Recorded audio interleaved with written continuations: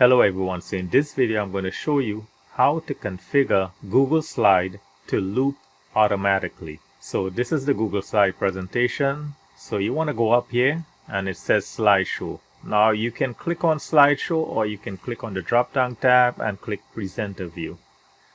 I'm going to click on the slideshow.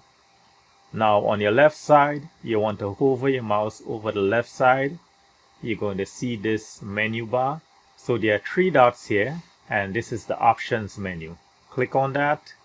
You're going to get this menu and it says autoplay.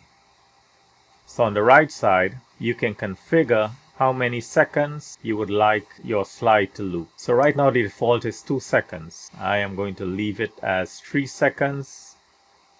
I'm going to click on loop and you also have to click on play. And now this is going to loop every 3 seconds. It's going to change slides. So that's how you can configure the autoplay loop in Google Slide. So I want to thank you for watching, and I also want to thank you for subscribing.